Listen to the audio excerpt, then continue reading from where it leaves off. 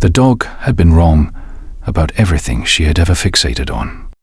She had once spent 3 days interested in the corner of the garage where a mouse had been and wasn't anymore. She had once pressed her nose against a potted plant for 20 minutes before discovering the smell of a gecko that had died in the drainage tray. She was a creature of obsessive, sometimes excessive, attention to things that did not always resolve into anything important.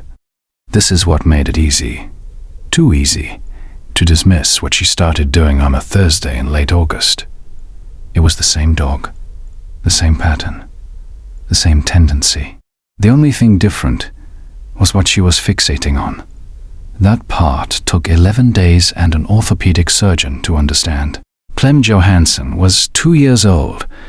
She walked with the specific determination of a child who had learned early that momentum was more efficient than balance, which meant she walked fast, fell often, and recovered with a cheerfulness that made her parents alternately exhausted and delighted. She had been climbing things since she was 16 months old.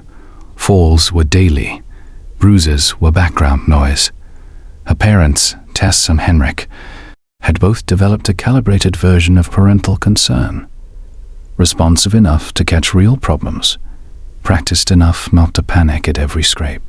Their golden retriever, Clover, was 5 years old.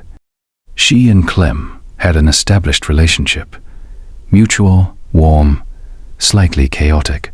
Clover licked Clem's face.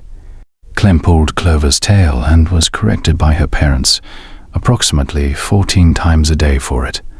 Normal domestic coexistence. On Thursday in late August, Clover began pressing her nose against Clem's left calf. Not constantly, not with alarm, with the specific returning attention of a dog who has found something that requires monitoring. The way she had once spent 3 days on the garage corner, checking in every few hours, nose to the wall, then leaving, then returning. She did this to Clem's left leg.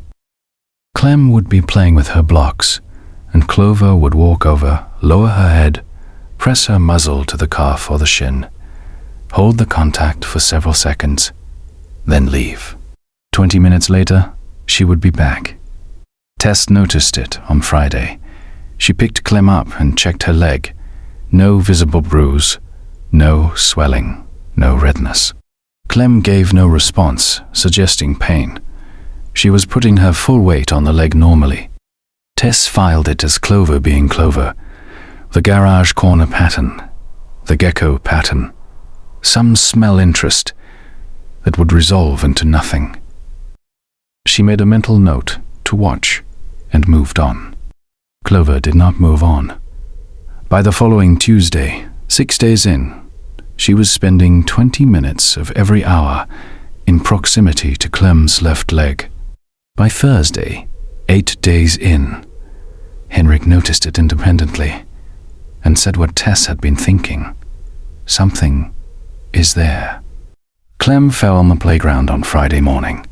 A minor fall, the kind that produced 5 seconds of crying and then no further acknowledgement. By Friday evening, she had a slight limp that Tess thought might be residual soreness from the fall. She gave her children's ibuprofen and put her to bed. Saturday morning, the limp was still there. If you stay for stories about what animals sense before we do, you're exactly where you need to be. Subscribe so you don't miss the next one. Tess called the pediatrician. They were seen Saturday afternoon. The pediatrician palpated the leg, found no obvious point tenderness, observed the gait, and said it was likely bruising from the fall that would resolve in 2 to 3 days. She said to return if the limp persisted or worsened. Clover, when they returned home from the appointment, walked directly to Clem and pressed her nose against the left shin for the longest single contact duration in 11 days. 40 seconds. Then she looked up at Tess and back at the leg. Tess made an appointment with an orthopedic pediatric specialist for Monday. The X-ray showed a hairline stress fracture in the left tibia, 3 to 4 weeks old. The orthopedic surgeon, Dr. Rahel Girma, estimated, meaning it had been there before the playground fall on Friday, before the limp, before the pediatrician appointment, likely since the end of July.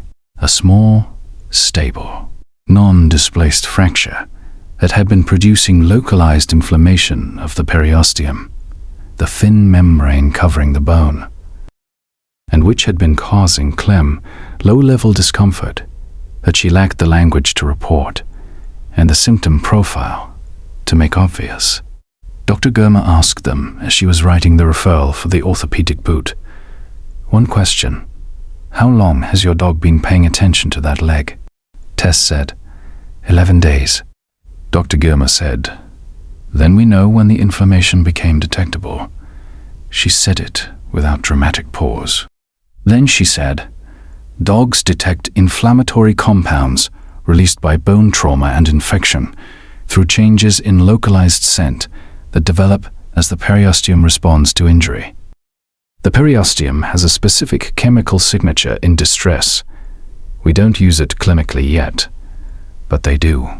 Has your dog ever focused on a specific part of your child's body in a way you couldn't explain, and later turned out to be right? Tell us in the comments. These stories deserve to be heard. She put Clem in a boot for 4 weeks. The fracture healed fully and without complication. On the day the boot came off, Tess sat on the living room floor and let Clover sniff Clem's left leg without redirecting her. The dog spent 30 seconds with her nose to the shin. Then she lifted her head, exhaled once, and walked to the couch. She lay down and did not look at the leg again. Every guardian deserves to be seen, even the ones who never asked for anything in return. If stories like this matter to you, subscribe so you never miss the next one. Tess sat on the floor for a while after that, without moving. 11 days. The dog had known for 11 days about a fracture that a physical examination had missed, that a pediatrician appointment had not caught, that a 2-year-old had been quietly carrying through daily life without a word that could have described it. Clover was asleep on the couch with her head on her paws, the garage corner look entirely gone from her expression.